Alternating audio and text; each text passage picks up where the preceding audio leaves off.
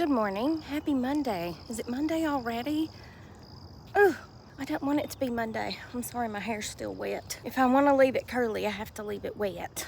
It's gonna be wet anyway, you know what I'm saying? Cause of the type of living conditions, you know? Whatever. I know it's all relative.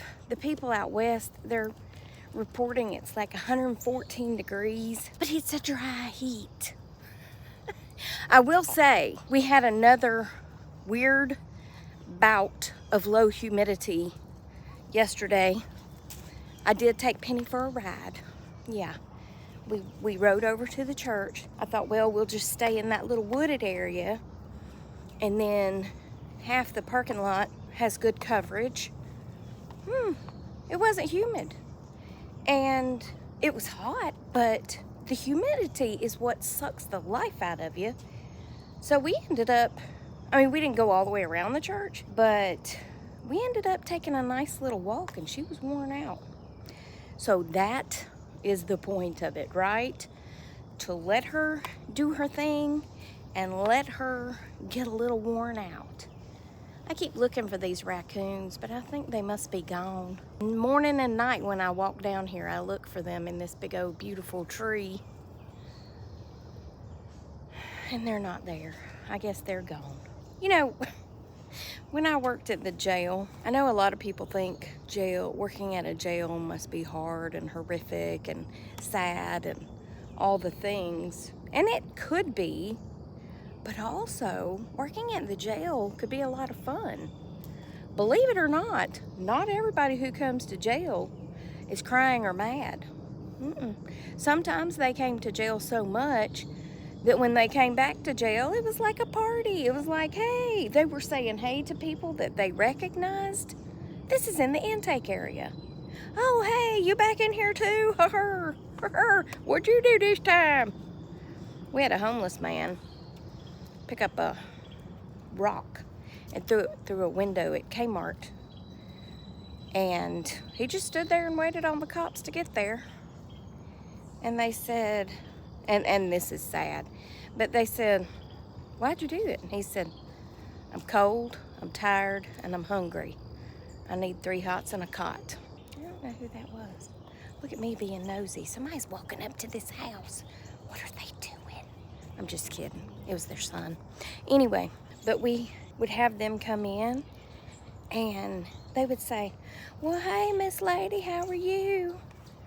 Good to see you again. And I'm like, well, good to see you too. And I'm just happy to be there. And then, of course, we had them happy drunks, and they'd be laughing and cutting up and telling jokes and just funny stuff. I had a guy one night, he was an attorney, and he was DUI, driving under the influence. And he was so happy. He said, hey, I was driving drunk. What am I going to be mad about? It's my fault. And he was so entertaining. He went into the holding cell, and he was in there, had everybody laughing and cutting up. And had another guy, when he went to take his shower, I was working in the control room that night. When he got out of the shower, you know how a man will wrap his towel around his hips? Well, he did that, and he opened the door, and then he came out and he started doing this dance for me because I was straight across from where the dressing room was. He took off his towel. He's just dancing. I was like, good night, people. What in the world? No shame whatsoever. So it wasn't always bad. We had those come in that would be crying and sniffling and snotting. We had a lot of people come in mad. Yeah, a lot of people came in mad. We had a whole family come in one night. Oh, Lord, here comes a runner. We're going to go back down this way because we're not going to let you act up right here on the street. Come on, I'm going to drag you all the way back down here. Let's cut across here. I know, honey. Come on.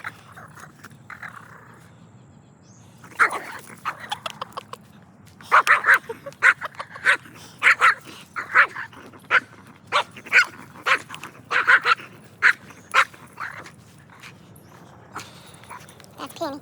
Yeah, that's Penny. That's my Penny girl. Yeah. Penny, you're about to pull me down, honey. She's so flippin' strong for such a small dog. Okay, we're gonna go for a ride, ain't we? We're going for a ride. Yeah, so we're going for a ride. I had to stop filming this morning. Things got a little crazy with somebody. You know who I'm talking about. Anyway, so back to my story. I remember the little girl's out on her porch. Naomi. Anyway, I remember this family came in. Why am I talking like this? This is not really how I talk. I don't know why these voices keep coming to me. A family came to jail, and it was a whole entire family, a mama and a daddy and their childrens, but their childrens was already grown. You see, they were in their 20s and 30s, and they were out selling things that they shouldn't have been selling, if you get my drift. Mama and daddy was making and selling things they shouldn't have been making and selling. They had a whole family business going on. I'm in my neighborhood and there's no other traffic, so don't worry about me right now, okay? I'm about to turn on the highway, so I'll be keeping my hand waving to a minimum. Except, my word, no traffic whatsoever as far as the eye can see. What? This never happens. Anyway, so they all came in, and I believe, if I'm not mistaken, they were in the crack business, and that doesn't mean they were plumbers. No, it was crack cocaine. I gotta be careful how I say it, because I don't want to get no restrictions on my account, you know what I'm saying? Anyway, so when they brought them in, the officer told us to be wary because they would be fighting. Sure enough, they took the first one and brought them up to the counter and took their handcuffs off. Y'all don't know what a nightmare it is to have 5 people brought in that cannot get along with one another. They was all mad because I guess they were all blaming another one. So I'm trying to book in family member number 1, and he, after the deputy patted him down and kind of stepped off to go get family member number 2, he turns around and goes over there and starts wailing on one of them. Like, what in the world, fella? The deputies had to put him back in handcuffs. It was a nightmare, I tell you. It was a nightmare, because we only had at that time 4 little cells. Now, those cells were big enough to hold comfortably 15, maybe. They weren't very big. But when you got, I think it was 2 females and 3 males that can't be with one another, and 4 cells, that's not enough. So anyway, we knew that they wouldn't be getting out because of their charges, so they started going ahead and getting them dressed out and sending them to the pod. Well, then when you get down to the pod, you got to be careful, because you have all these 6, so each pod had 6 dorms, if you will, and you couldn't put them in the same dorm. But we assigned people based on their charges back then, and so they should have all gone to the same pod. Well, not the women. The women's would have went to the women's pod, because, you know, obviously we don't keep them together. But anyway, then, so you got daddy in 1, and you got junior in 2, and then you got junior number 3 over here in 5. Well, you wasn't supposed to open more than 1 door at a time anyway, but daddy may come out and be sitting like to see the nurse or something, right? But then they opened 5 because they needed to go in, or somebody was making bond and they had to let them out. Well, junior number 3 over here sees that daddy is out, and junior number 3 takes off out and starts wailing on daddy right there in the middle of the pod. It was a nightmare, I tell you. A nightmare when you had a bunch of people who couldn't get along. Now, can you imagine being a grown family and all of you going to jail and fighting with one another.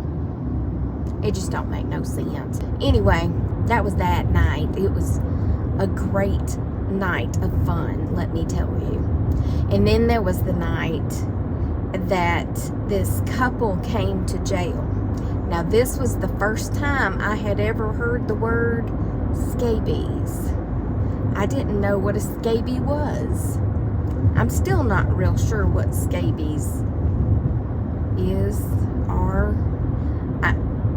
I mean, I kind of know, but I don't want to know. Like, I don't want to know. Anyway, I was scared because everybody was acting all weird about it, and they cleared out a holding cell and put a man and a woman, I mean, they were a couple, in that one holding cell together, which never happened.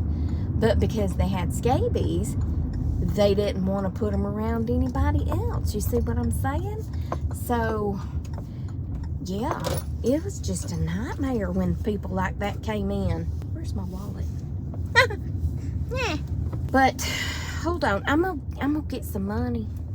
You okay with me getting some money? I think she's okay with it, because my poor dad, every week or every 2 weeks I get my yard cut, and I mean, it's my fault, but Tommy will text me on Thursday or Wednesday night and say, I'm coming tomorrow.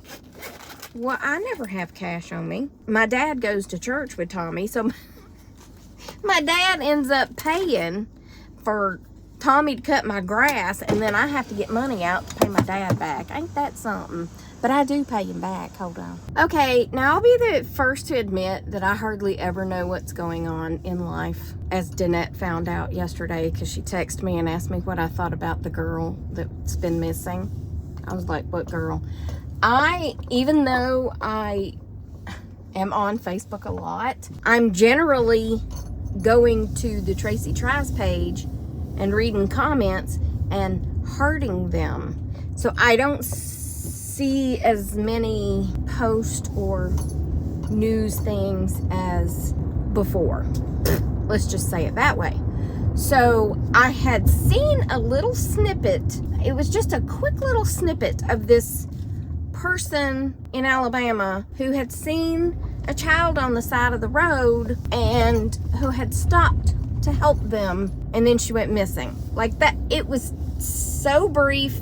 I read that title, and then I don't know what happened. You know, sometimes on Facebook, you're looking at something, and the next thing you know, it's just gone, right?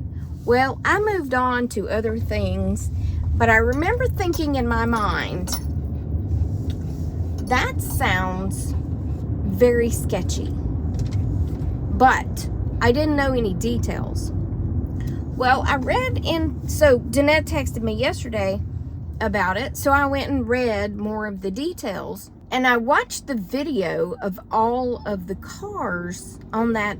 I mean, she was like on an interstate. I thought we're down the interstate. And I didn't see anything on the side of the road, but I don't know. You know, it's hard to see when you're looking that far down a road in the dark.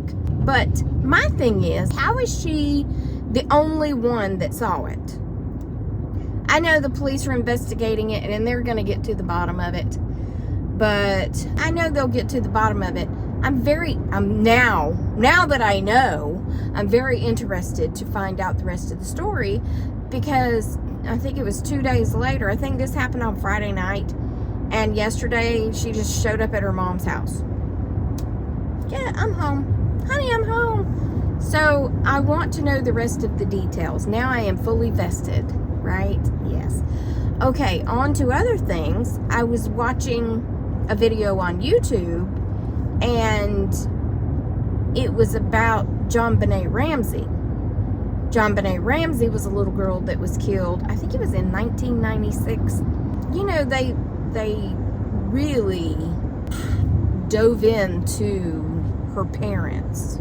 So, as it turns out, according to what I watched on YouTube, there was a guy back then, and I believe he was already a pedophile, and he was living near the Ramseys, and John Ramsey even mentioned him to the police. He, the bad guy, told a friend of his he got arrested for something, and he told a friend of his, or no, he hadn't been arrested yet. He had called a friend of his and told him, I did something bad, and she died. So the next morning, the friend gets up and goes down and sees the paper and sees that this little girl has been found deceased. And he tells the police. Well, I don't know what Boulder well, he said he called and had to leave a message, because I know Boulder police was probably overrun with phone calls, because believe it or not, when something like this happens, a bunch of kooks start calling in and reporting all kinds of cuckoo stuff, and it takes the police longer to get the actual truth and to know which ones to believe, because you wouldn't believe how many people call in. You would not believe it. Cuckoo for Cocoa Puffs, telling you all this stuff, which throws them off their trail, which makes it take even longer. It's really disgustingly sad. But anyway, so he called twice and left messages, but I don't know what happened with that. Well, obviously nothing, but I don't know if the Boulder police didn't get the messages or dismissed the messages, you know what I'm saying, because there was so many. Anyway, well, the bad guy is now in prison for PORN. I don't know what I can say on here and what I can't, but PORN. And he wrote letters to his friend and detailed in the letters what had happened. And now the friend has turned those into the Boulder police again. So we'll see what happens. But he said it was an accident and she fell and cracked her head. So that's going to be interesting to find out, right? I'm home. I got to go back to work. I just had to go get some money. You done? You ready to get back in the house? Okay. All right. Oh, got to put your car in park. Okay, bye. Okay, it's the end of the work day, and my video's done, so I'm just going to say bye now. Bye now. And I will talk to you on the next Tracy Tries. Remember that I love you and Jesus loves you. I hope he's coming back soon, because people be crazy, and the world's gone mad, and people are mean, and yeah, all that. So, y'all say bye first, and then I'll hang up first. No, I'm hanging up first. Bye.